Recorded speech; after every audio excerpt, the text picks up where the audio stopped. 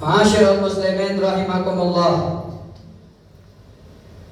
Segala puji bagi Allah yang telah mengutus seorang manusia yang mulia yang bernama Muhammad bin Abdullah sebagai pemberi kabar gembira bagi orang yang taat kepada Allah dan sebagai pemberi peringatan bagi orang yang melampaui batas. Tak lupa pula salawat dan salam kita hadiahkan kepada junjungan alam Rasulullah SAW. Berkat beliaulah kita bisa berkumpul di masjid ini. Berkat beliaulah kita beragama Islam. Berkat beliaulah kita bertauhidkan la ilaha illallah Muhammadur Rasulullah. Ma'asyiral muslimin rahimakumullah. Sekarang kita berada pas di pertengahan bulan Sya'ban. Hari ini adalah tanggal 15 Sya'ban yang lebih dikenal dengan nama Nisfu Sya'ban. Apa sebenarnya kemuliaan dan keutamaan bulan Sya'ban? Apa sebenarnya keistimewaan yang Allah letakkan di bulan Sya'ban?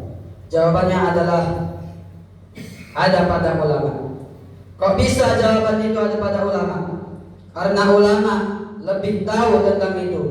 Karena ulama lebih paham tentang masalah itu. Maka datangilah ulama-ulama kita yang bisa menyelamatkan kita di dunia dan akhirat. Tapi khatib ingin menyampaikan sedikit daripada keutamaan, fadilah dan keistimewaan di bulan Sya'ban, khususnya nisfu Sya'ban. Sebagian dari keutamaannya ialah barang siapa yang berpuasa 3 hari pada permulaannya, yaitu pada tanggal 1, 2, dan 3 Sya'ban, 3 hari pada pertengahannya, yaitu pada tanggal 14, 15, 16, dan 3 hari pada akhirnya, akan ditulis oleh Allah baginya pahala 70 nabi, dan dia seperti orang yang beribadah selama 70 tahun, serta diberikan pahala seperti orang yang mati syahid apabila dia mati pada tahun itu. Sebagaimana sabda Rasulullah sallallahu alaihi wasallam, "Man shoma 3 ayyamin min awal Sya'ban." Barang siapa yang berpuasa 3 hari di awal bulan Sya'ban, wa salatatan min awsatihi, dan 3 hari di pertengahan bulan Sya'ban, wa salatatan min akhirihi, dan 3 hari di akhir bulan Sya'ban, kataballahu lahu thawaba syar'ina nabiyyan. Allah menulis, Allah mencatat baginya pahala 70 nabi. Wa kana kaman abadallahu ta'ala 70 aman, dan dia seperti orang yang beribadah kepada Allah selama 70 tahun.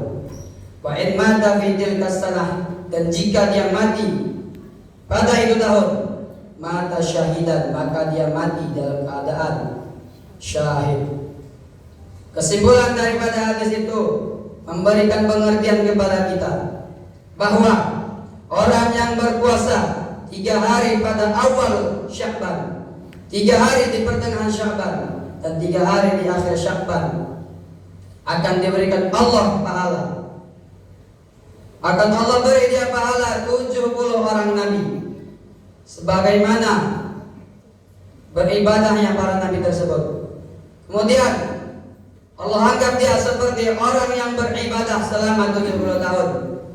Bahkan apabila dia mati pada tahun itu, dicatat sebagai orang yang mati syahid. Subhanallah. Kemudian keistimewaan dari bulan Sya'ban, mukjizat Rasulullah SAW yang membelah bulan terjadi di bulan Sya'ban. Kemudian Allah menurunkan ayat, innallaha wa malaikatahu yusholluna 'alan nabi ya ayyuhalladzina amanu shallu 'alaihi wa sallimu taslima. Allah turunkan ayat itu pada bulan Sya'ban. Ma'asyiral muslimin rahimakumullah, terkhusus pada tanggal 15 Sya'ban atau nisfu Sya'ban, manfaatnya, faedahnya layak hasir, tidak terhitung karena sangat banyaknya. Di antaranya adalah alladzi la yuraddu bihi du'a. Pada malam tersebut, pada hari tersebut tidak ditolak doa seseorang, maka berbanyaklah berdoa kepada Allah Subhanahu wa taala. Kemudian dianjurkan kepada kita tazkiyatun nufus, membersihkan jiwa, zahir wa batin. Kemudian barang siapa membaca Yasin 3 kali, berniat panjang umur, maka dipanjangkan Allah umurnya.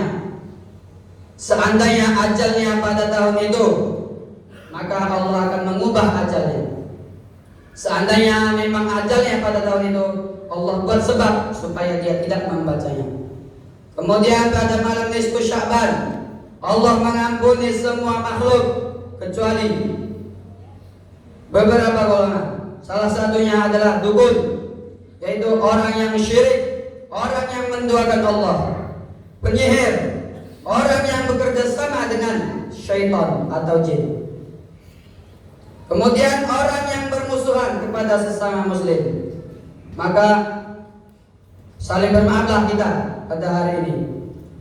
Kemudian peminum khamar, yaitu orang yang menghilangkan akalnya dengan benda apa saja, tidak harus khamar, seperti sabu-sabu, ganja dan lainnya. Karena Rasulullah SAW pernah bersabda, kullu khamrin, kullu muskir khamrin, wa kullu khamrin haram. Tiap-tiap yang memabukkan itu adalah khamar, dan tiap khamar haram. Kemudian orang yang durhaka kepada orang tua, orang yang bunuh diri pada malam nisfu Sya'ban, Allah tidak mengampuni mereka. Orang yang memutus silaturahmi, laki-laki yang memakai pakaian sampai menutupi mata kaki, orang yang berzina, pengadu domba, membuat patung, orang yang bid'ah, orang yang di dalam hatinya tidak ridha kepada sahabat Rasulullah sallallahu alaihi wasallam, maka orang-orang ini pada malam nisfu Sya'ban tidak akan diampuni oleh Allah kecuali bertaubat. Maka jika salah satu dari karakter-karakter yang disebutkan ada pada diri kita, bertaubatlah kita kepada Allah supaya Allah mengampuni segala dosa kita. Kemudian keutamaan di nisfu Sya'ban. Barang siapa yang menghidupkan 5 malam, maka wajib atas dia surga. Apa saja 5 malam tersebut? Yang pertama adalah malam Tarwiyah, yaitu malam ke-8 Zulhijjah. Yang kedua, malam Arafah, yaitu malam ke-9 Zulhijjah. Yang ketiga adalah malam Idul Adha. Yang keempat adalah malam Idul Fitri. Yang kelima adalah malam nisfu Sya'ban. Maka Allah akan memasukkan dia ke dalam surga apabila dia menghidupkan 5 malam tersebut. Wallahu a'lam.